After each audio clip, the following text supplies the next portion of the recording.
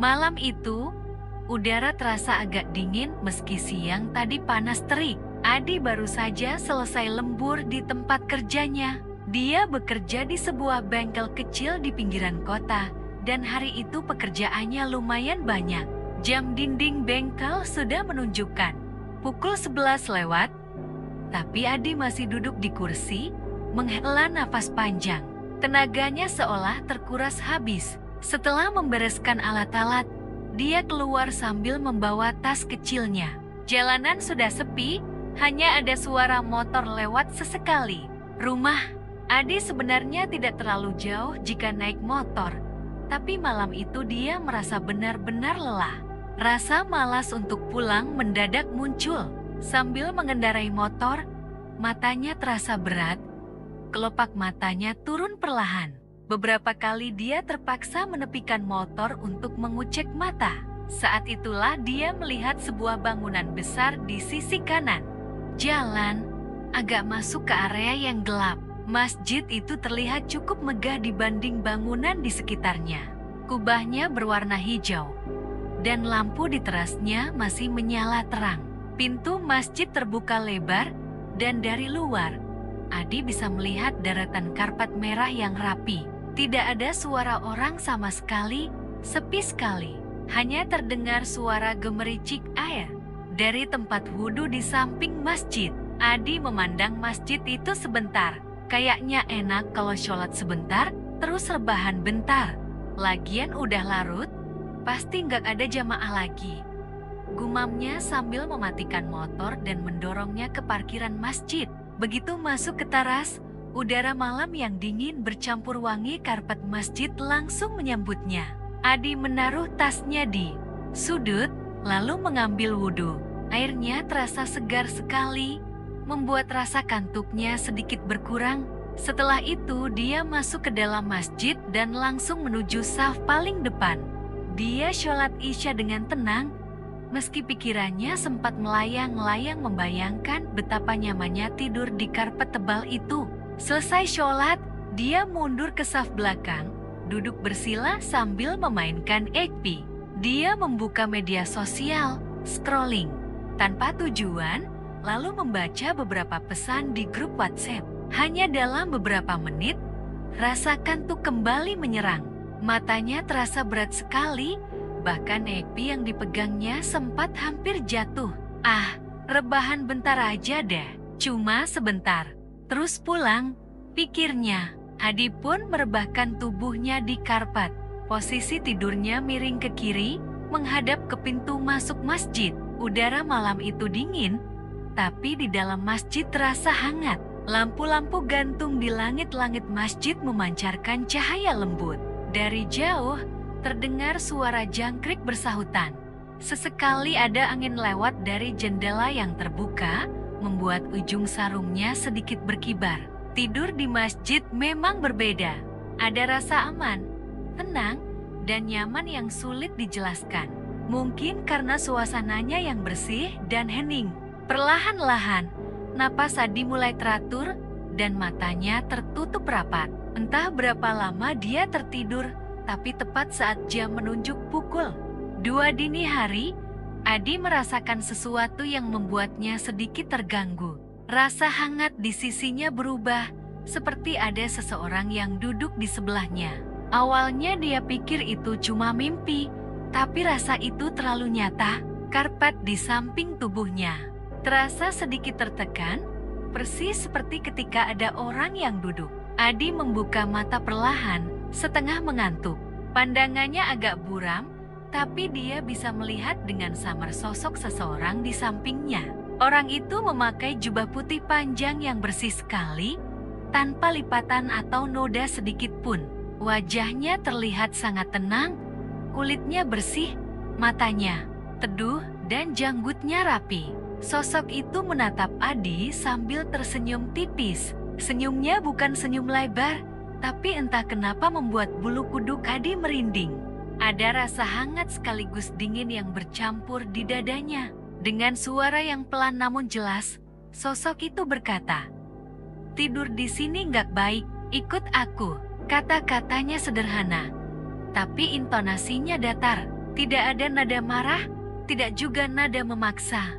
Namun anehnya, suara itu seperti langsung masuk ke telinga Adi dan bergema di kepalanya. Adi yang setengah sadar hanya bisa menatap balik. Bibirnya ingin bergerak untuk bertanya siapa orang itu, tapi suaranya tidak keluar. Dia mencoba menggerakkan tubuhnya, tapi seolah ada beban berat menahan seluruh badannya. Sosok itu masih duduk di tempat yang sama, pandangannya tak lepas dari mata Adi. Tidak ada kedipan. Lalu senyumnya melebar sedikit, meski masih terlihat sopan. Adi ingin berteriak, tapi tenggorokannya kering. Hanya suara napasnya sendiri yang terdengar. Dalam hati dia mulai panik, tapi tubuhnya benar-benar tidak mau bergerak. Belum sempat dia memikirkan apa yang harus dilakukan, tiba-tiba kepalanya terasa sangat berat. Pandangannya mulai mengabur. Lampu masjid yang tadinya terang terlihat seperti meredup perlahan. Suara jangkrik di luar semakin jauh, seperti ditarik menjauh dari telinganya. Adi mencoba melawan kantuk itu, tapi tidak bisa. Matanya menutup tanpa bisa dia kendalikan, dan kesadaran terakhir yang dia rasakan adalah suara napas dari sosok di sampingnya, yang entah kenapa semakin dekat, seolah membisikkan sesuatu yang tidak bisa dia mengerti. Dalam hitungan detik, semuanya gelap. Tidak ada suara, tidak ada cahaya, hanya kekosongan. Adi terbangun dengan kepala terasa berat, seperti habis tidur terlalu lama. Matanya perlahan membuka, tapi yang dia lihat langsung membuatnya terpaku. Bukan langit-langit masjid dengan lampu gantung yang hangat, bukan pula karpet merah tempat dia rebahan tadi malam. Yang ada di hadapannya sekarang adalah siluet pohon-pohon tinggi yang menjulang ke langit. Ranting-rantingnya berayun pelan tertiup angin malam. Suara jangkrik terdengar keras sekali, seolah-olah dia sedang berada di tengah hutan lebat. Udara di sekelilingnya dingin, dinginnya sampai menusuk ke tulang. Berbeda sekali dengan hawa hangat masjid yang dia rasakan sebelumnya. Dia mengedipkan mata berkali-kali, mencoba meyakinkan dirinya kalau ini cuma mimpi.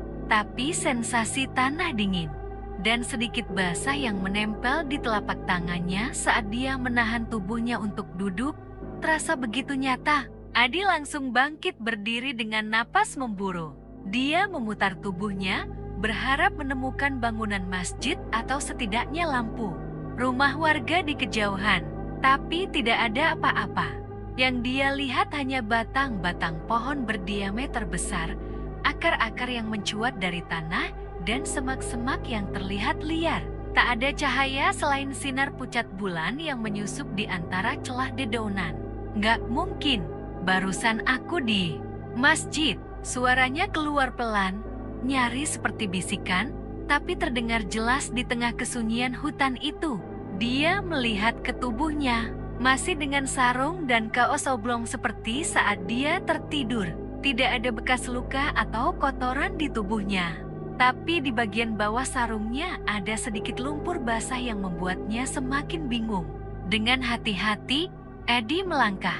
Kakinya menginjak dedaunan kering, menimbulkan bunyi renyah yang terdengar sangat keras di tengah hening malam. Dia terus berjalan sambil mengamati sekeliling, mencari tanda jalan setapak atau apapun yang bisa membawanya keluar. Namun di mana pun dia melihat, semua sama. Hutan gelap yang seperti tidak ada ujungnya. Bau tanah basah menyengat hidungnya, bercampur dengan aroma bunga melati yang lembut. Aroma itu anehnya semakin kuat dari belakangnya. Awalnya Adi mencoba mengabaikannya, mengira itu cuma aroma bunga liar di hutan. Tapi makin lama, wangi itu seperti mengikuti, semakin dekat. Jantungnya mulai berdegup lebih cepat.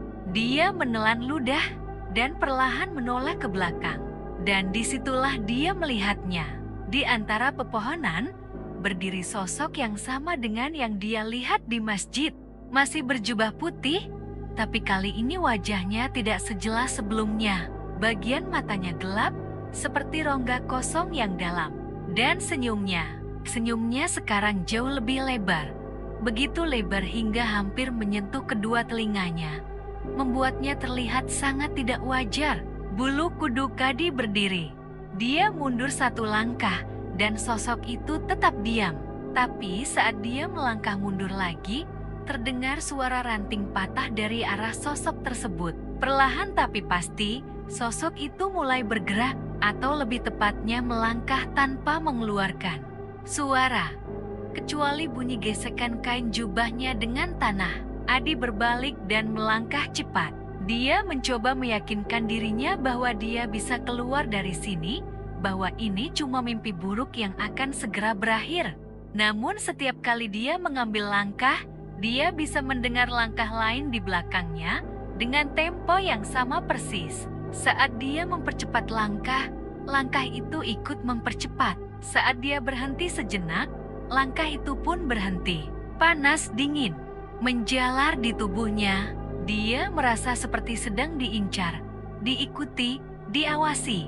Keringat dingin mulai membasahi pelipisnya meski udara malam itu begitu menusuk. Dia memutuskan untuk berlari, tidak peduli ke arah mana, yang penting menjauh dari sosok itu.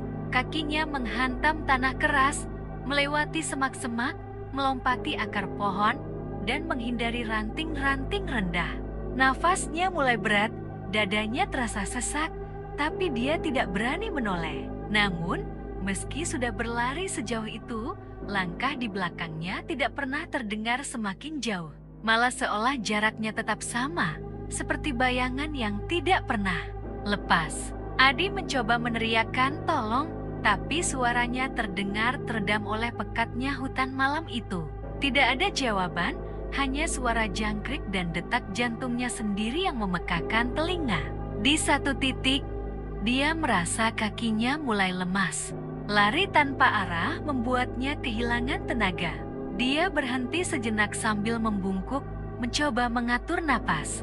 Saat itu juga, aroma melati kembali menyengat hidungnya, lebih kuat daripada sebelumnya, begitu pekat hingga membuatnya mual. Dengan perasaan takut bercampur penasaran, dia menoleh lagi. Sosok itu kini hanya berjarak beberapa langkah di belakangnya. Tubuhnya tegak, jubah putihnya terlihat melayang sedikit seperti tertiup angin, meski udara di hutan itu terasa diam. Wajahnya tetap sama. Mata gelap, senyum lebar yang kaku. Adi mundur perlahan sambil terus menatapnya, berharap bisa menemukan celah untuk kabur lagi. Tapi yang membuatnya semakin takut adalah, meski dia melangkah mundur, sosok itu tidak bergerak, tapi jaraknya terasa semakin dekat. Seperti tanah di antara mereka menyusut sendiri. Jantung Adi berdegup makin kencang. Dia tahu dia harus lari lagi, tapi kakinya seolah berat, seakan ada sesuatu yang menahan di pergelangan. Saat dia menunduk, dia melihat akar-akar kecil mulai melilit kakinya, seperti merayap dari tanah. Dia menjerit dan meronta, berhasil melepaskan kakinya, lalu berlari lagi tanpa melihat ke belakang. Napasnya terengah, tapi di telinganya, suara langkah itu terus mengikuti, dan aroma melati semakin kuat, menandakan sosok itu tidak pernah benar-benar tertinggal. Pada titik ini, Adi mulai menyadari sesuatu yang lebih mengerikan. Dia merasa hutan ini tidak akan membiarkannya keluar. Setiap kali dia mencoba memilih arah, dia selalu kembali ke tempat yang sama, area dengan pohon besar yang bercabang 3 dan akar mencuat seperti kaki raksasa. Dan di bawah pohon itu, ada sosok berjubah putih yang menunggunya. Dia tidak tahu lagi mana arah yang benar. Semua jalan seperti memutar kembali. Nafasnya mulai putus-putus dan pikirannya kacau. Dia merasa seolah setiap detik di hutan itu membuatnya semakin lemah, sementara sosok itu tetap tenang. Hanya mengawasinya dari jauh dengan senyum yang tidak pernah berubah. Adi akhirnya berhenti, berdiri terpaku sambil memegang dadanya. Dia sadar, sekeras apapun dia berusaha lari, sosok itu akan selalu ada di belakangnya. Entah apa yang sebenarnya diinginkan, tapi satu hal jelas, Dia tidak lagi berada di dunia yang sama seperti saat dia memejamkan mata di masjid tadi malam. Dan itu membuatnya lebih takut daripada apapun. Tiba-tiba, dari arah yang jauh, terdengar suara azan. Tapi ini bukan azan seperti biasanya. Nadanya pelan, serak, dan terdengar seperti suara orang tua yang suaranya diseret-seret. Setiap lafaznya tidak diucapkan dengan lantang dan indah, melainkan seperti dipaksakan keluar dari tenggorokan yang kering. Ada sesuatu di cara suara itu melengking yang membuat bulu kuduk Adi langsung berdiri. Suara itu terdengar dari arah yang berlawanan dengan posisi sosok berjubah putih tadi. Adi menoleh ke kiri dan kanan, matanya cepat berpindah, mencoba menimbang arah mana yang harus dipilih. Di satu sisi, ada sosok mengerikan yang sejak tadi terus mengawasinya dengan mata gelap dan senyum yang tidak wajar. Di sisi lain, ada suara azan yang aneh, yang entah kenapa justru terdengar lebih menakutkan daripada menenangkan. Napas Adi masih berat, dadanya naik turun cepat. Keringat dingin membasahi leher dan punggungnya. Otaknya bekerja cepat, tapi setiap pilihan terasa salah. Jika dia tetap di sini, sosok itu bisa saja mendekat kapan saja. Tapi kalau dia mengikuti suara azan itu, siapa yang bisa menjamin bahwa yang mengumandangkannya adalah manusia? Sosok berjubah putih itu tiba-tiba bergerak, kali ini sedikit condong ke depan. Suaranya terdengar berat dan dalam, seperti keluar dari perut bumi. Kau ikut aku, atau kau akan tersesat selamanya. Kata-kata itu tidak diucapkan keras, tapi seperti langsung menembus ke dalam kepala Adi. Tubuh Adi bergetar hebat. Tanpa pikir panjang, dia mengambil keputusan. Dia akan lari ke arah suara azan itu. Setidaknya, jika memang ada orang yang mengumandangkan azan, dia masih punya kesempatan bertemu manusia. Adi memutar tubuhnya dan mulai berlari. Tanah basah membuat langkahnya licin. Akar-akar pohon yang menjuntai dari permukaan tanah seperti sengaja menjulur untuk menghalangi jalannya. Di kanan kiri, pepohonan tinggi seakan merapat. Cabang-cabangnya merunduk dan bergesekan di atas kepalanya, mengeluarkan bunyi serak seperti bisikan. Setiap beberapa langkah, Adi merasa seperti pohon-pohon itu benar-benar bergeser, menutup jalan yang hendak dia lewati. Tapi dia tidak berhenti. Nafasnya semakin cepat, dadanya mulai perih. Tapi dia memaksa. Rasa takut mengalahkan rasa lelah. Suara azan itu semakin jelas, tapi tetap terdengar janggal. Seperti orang yang membaca lafaz dengan urutan benar. Tapi, nadanya meleset, seolah sengaja dibuat tidak merdu. Adi mencoba menajamkan telinganya, tapi semakin dia fokus, semakin terdengar jelas suara aneh di sela-selanya suara napas panjang dan berat. Seperti yang mengumandangkan azan itu sedang berdiri di ruangan sempit dan lembab. Kakinya mulai terasa berat, seperti tanah di bawahnya menolak untuk diinjak. Setiap kali dia melangkah, kakinya seolah tenggelam sedikit ke dalam lumpur.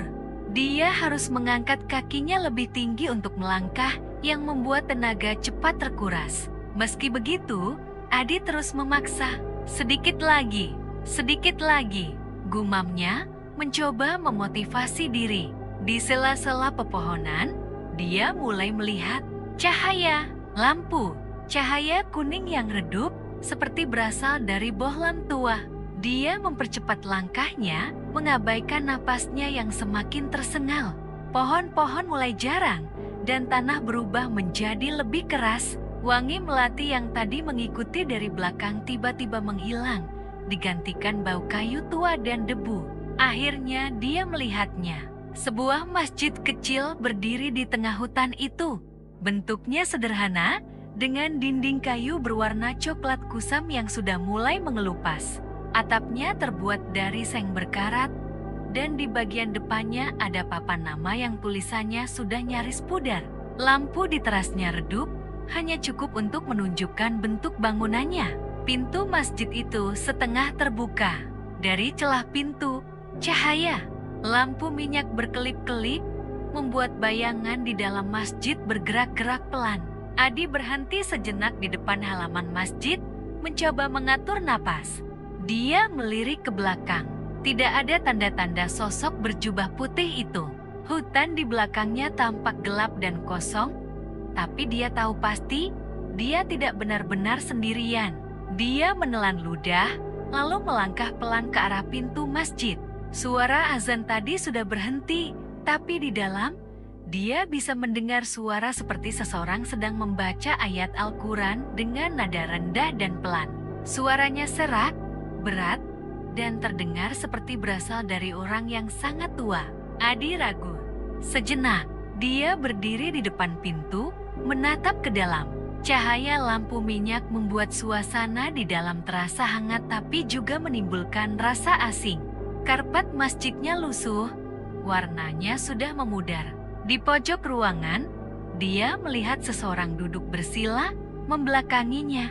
Tubuhnya kurus dan pakaiannya seperti gamis panjang berwarna putih kekuningan.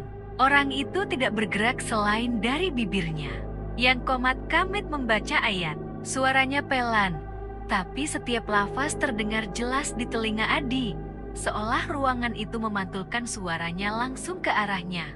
Adi melangkah masuk. Lantai kayu masjid itu berderit pelan di bawah injakannya.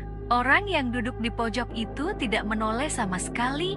Bahkan ketika Adi sudah cukup dekat untuk melihat bahwa rambut orang itu putih semua, panjang, dan agak kusut. Dia ragu ingin menyapa atau tidak.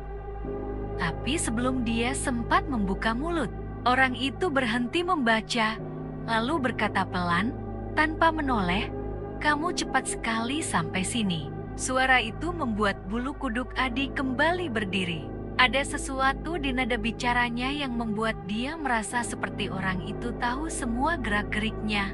Sejak tadi, Adi tidak menjawab. Dia hanya berdiri kaku, mencoba menenangkan detak jantungnya. Orang itu kemudian menambahkan, "Kalau kau dengar azan di hutan ini, jangan pernah diikuti lagi. Itu bukan panggilan untuk sholat, itu panggilan untuk datang padanya." Adi ingin bertanya siapa yang dimaksud padanya, tapi bibirnya terasa kaku. Sebelum dia bisa berkata apa-apa, dari luar masjid, angin kencang bertiup. Pintu yang tadi setengah terbuka langsung terbanting, dan dari celah-celah dinding kayu, wangi melati kembali menyeruak masuk. Dan kali ini, Adi tahu, sosok berjubah putih itu sudah menemukan dia lagi. Adi melangkah pelan masuk ke masjid kecil itu. Langkahnya berat, bukan hanya karena rasa lelah setelah berlari di hutan, tapi juga karena rasa takut yang masih menempel kuat.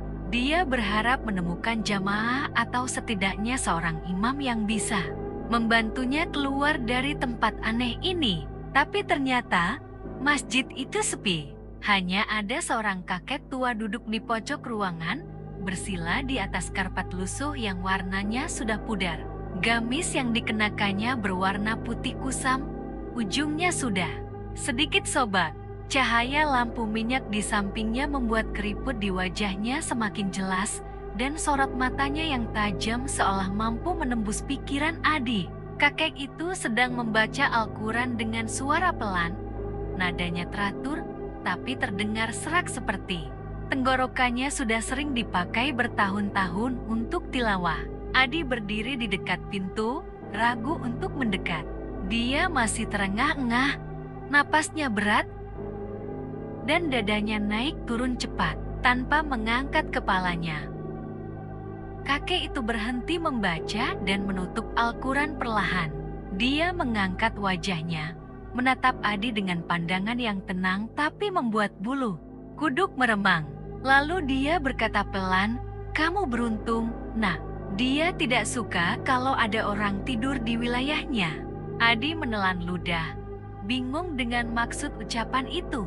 Dia melangkah sedikit mendekat, tapi masih menjaga jarak. Maksudnya, dia siapa? "Kak, aku cuma tidur di masjid tadi." Suaranya pelan, masih terputus-putus karena napasnya belum normal. Kakek itu menghela nafas panjang, lalu menatap Adi dengan tatapan yang seperti sudah melihat kejadian itu berkali-kali sebelumnya.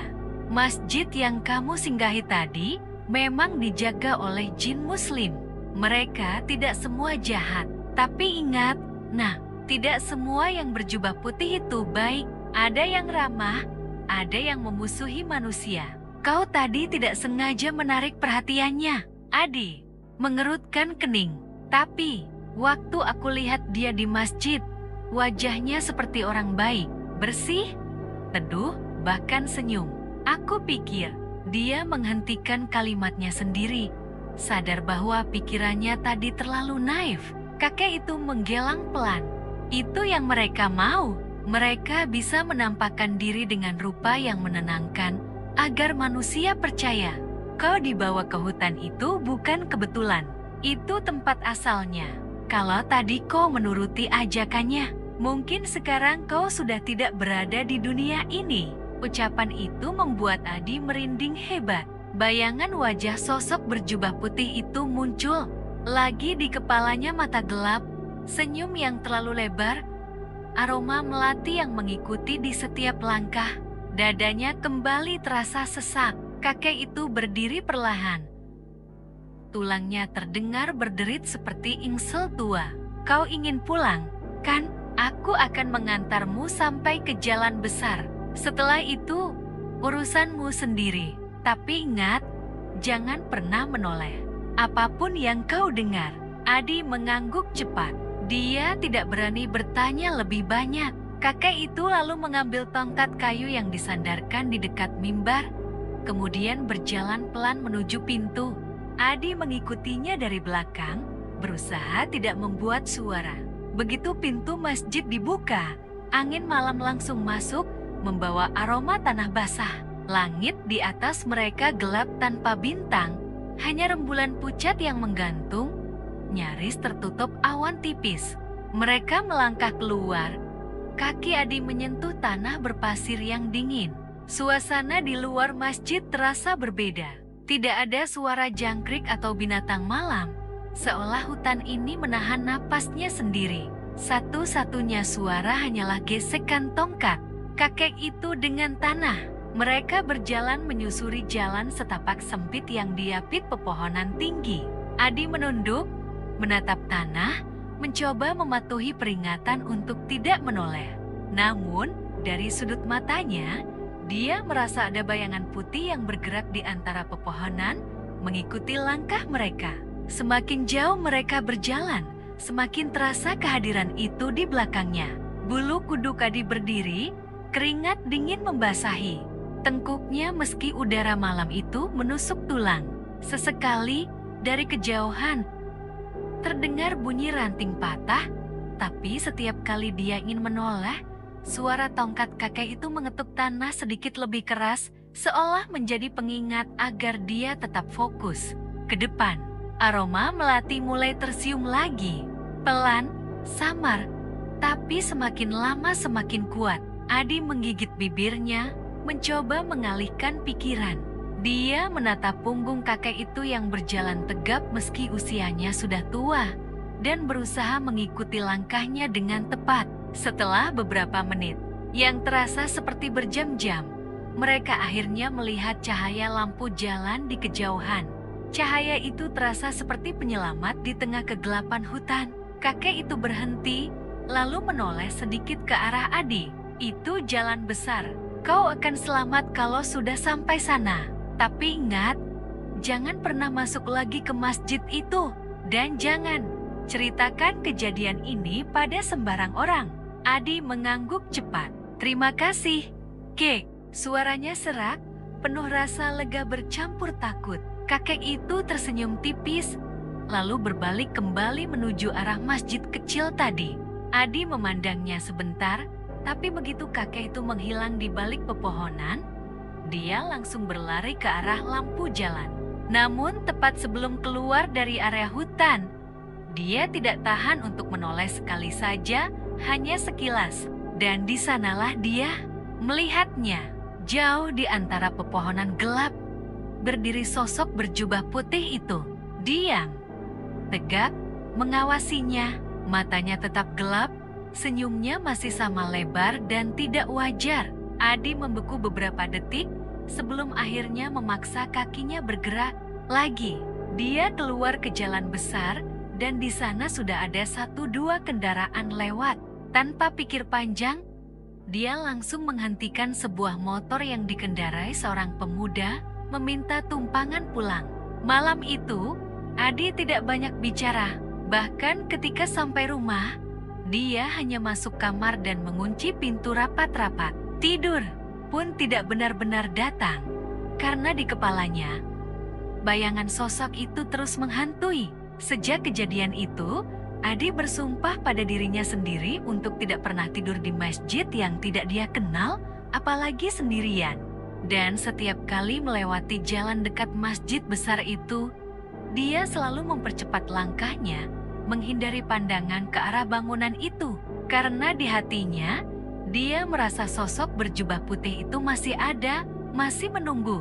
Dan mungkin, suatu saat nanti, akan mencoba membawanya kembali. Sejak malam itu, Adi selalu menghindari masjid yang tidak ia kenal, apalagi untuk bermalam. Tapi anehnya, setiap lewat di jalan desa tempat masjid itu berada, ia selalu merasa diperhatikan.